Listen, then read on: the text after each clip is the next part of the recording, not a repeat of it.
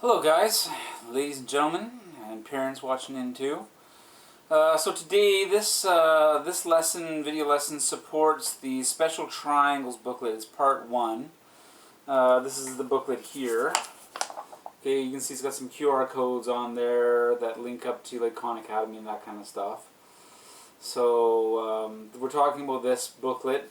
We'll spend this video talking about how the special triangles were created and how to calculate something called exact values. Now you've seen exact values before, but we haven't really been, very disciplined about exact values. And so today we're gonna add this layer of understanding into our trigonometry world. And then once we get that down, then we'll start looking at calculating the exact values of different trig ratios. Like, what is the sine of 60? If you plug that into your calculator, you'll find it comes out to be like 0.866. But that's not an exact value, right? Because this is really, it's the decimals go on forever. I mean, check your calculator if you don't believe me. The decimals go on forever, and so we call that like a decimal answer.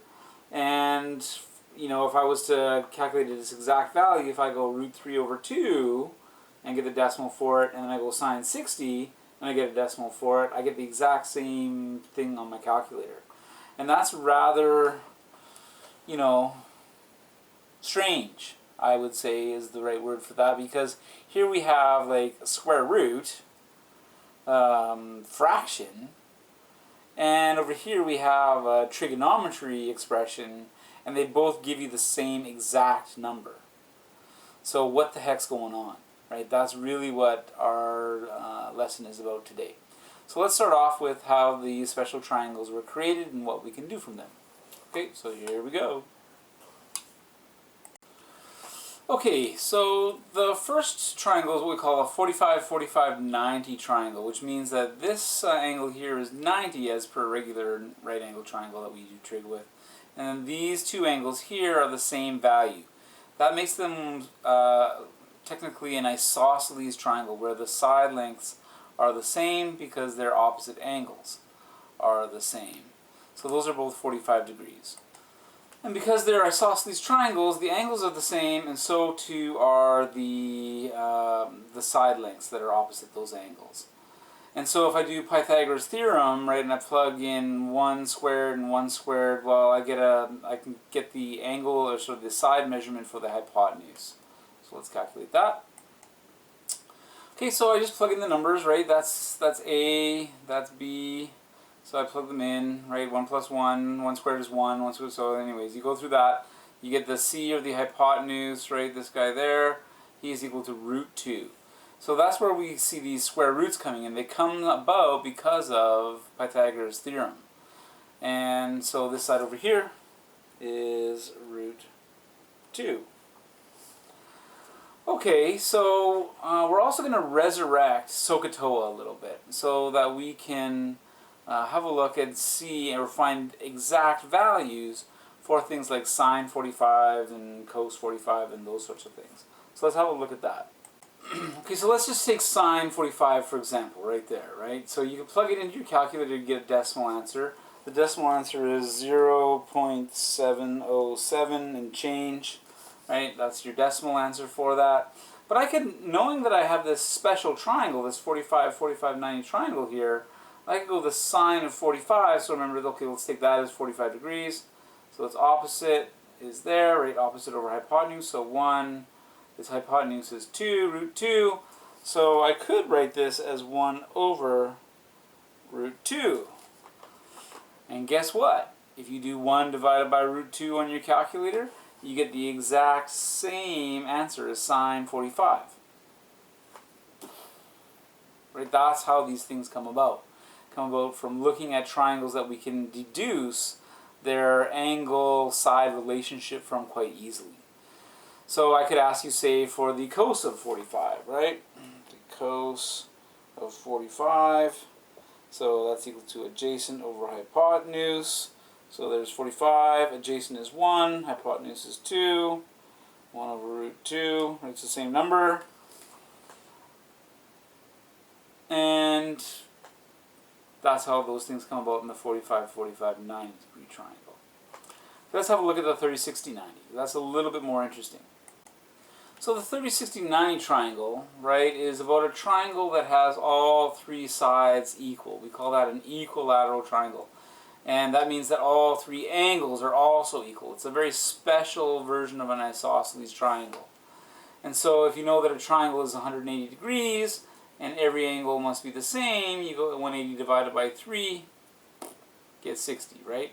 So each of these angles here is in 60. And so that takes care of this idea. That's that 60 right there.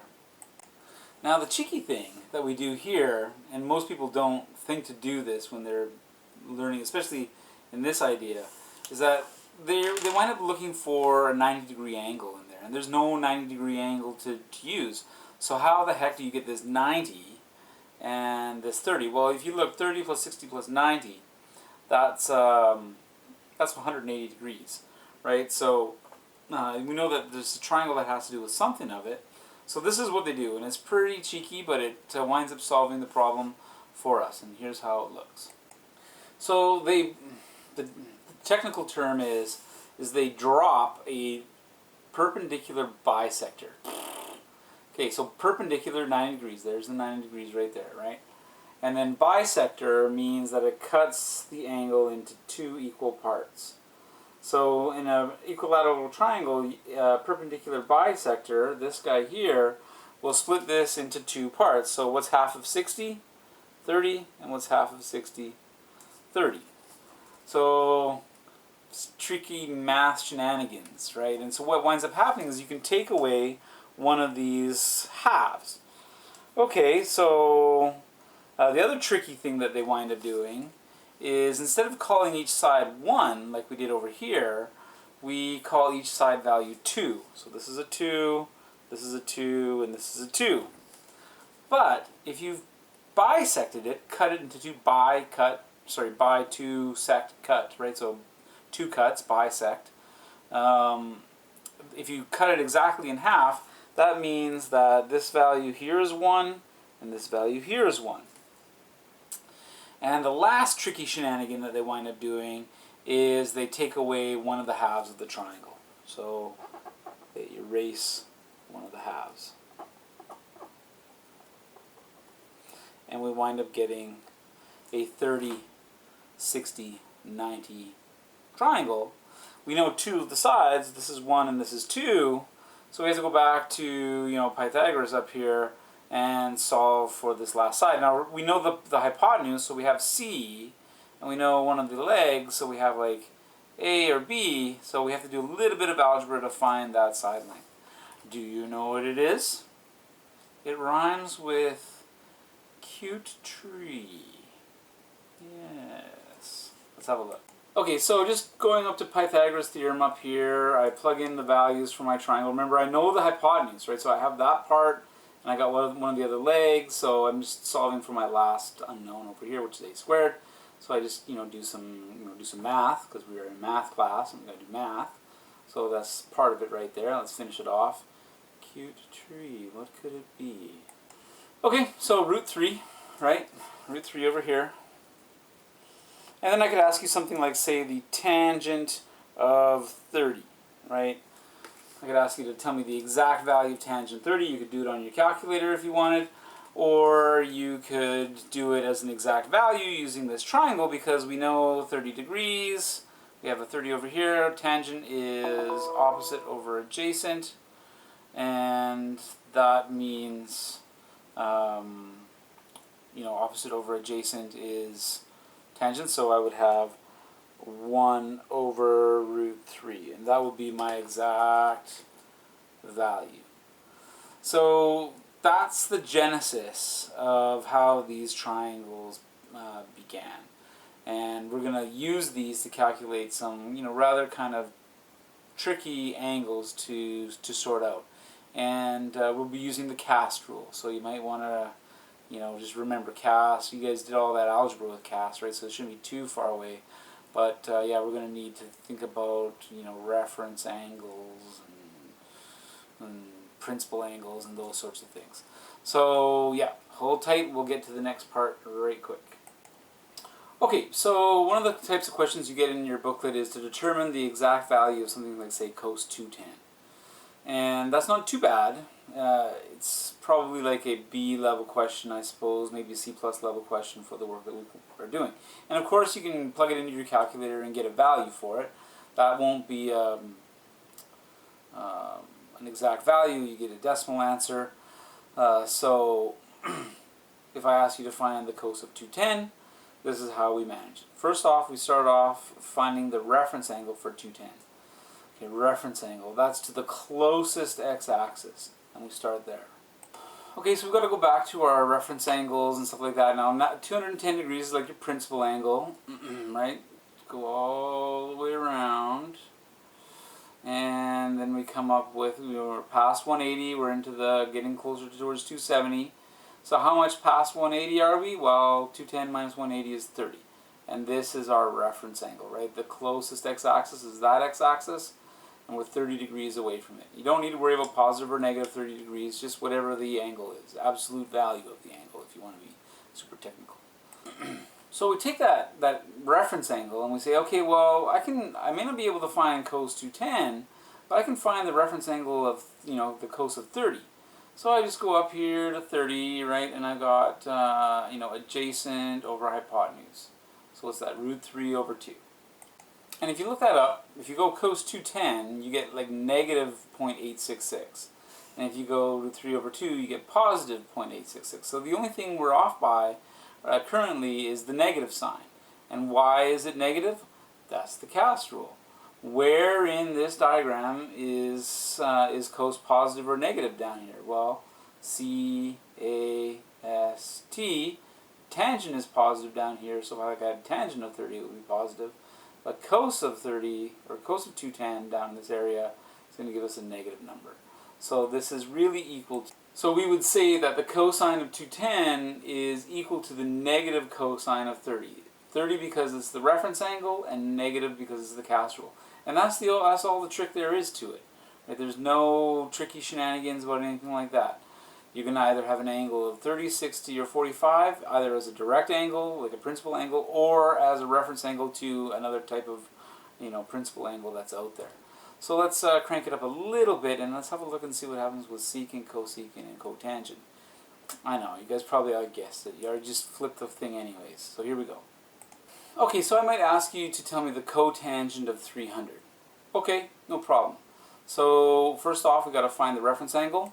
Right, remember the reference angle is always to the closest x-axis, right? So that's the flat axis. We don't really even use the y-axis much here. So 300, that's part of the way, and I got to go 60 more to get us to 360, right? Okay. Right, using the cast rule, we can see that tangent is negative in this region. Cosine is the only positive one. Remember, cos is positive, all are positive, sine is positive, and tangent is positive. So tangent is negative in this region. So cotangent 300 is the same as negative cotangent of 60. Okay, so now I have to figure out cotangent of 60. Okay, so cotangent of 60 is the same as 1 over the tangent of 60, or the reciprocal of 60. Okay, so that's fine. I just go to my triangles and find that. Okay, so I've got root 3 over 1, and then it's the reciprocal of that. So negative cotangent 60 is equal to negative root 3. Bada bing, bada boom. Right there. And you can do the same thing for secant and cosecant. So just recall, secant theta is 1 over cos theta, in case you forget. And of course, cosecant theta is 1 over sine theta. You might want to write that down for yourself, just like somewhere on your booklet somewhere, just so that you remember, because I always had trouble remembering, especially if I hadn't done it in a while. So yeah, just maybe you want to put those together. So that's it, folks. That takes us to the end of our lesson on special triangles part 1. The next lesson will have to do with using this in an algebra context, which is not even really that big of a deal. It's just knowing and recognizing what some of the main trig ratios are, and kind of getting used to seeing that on a more regular basis. Okay, take care, guys.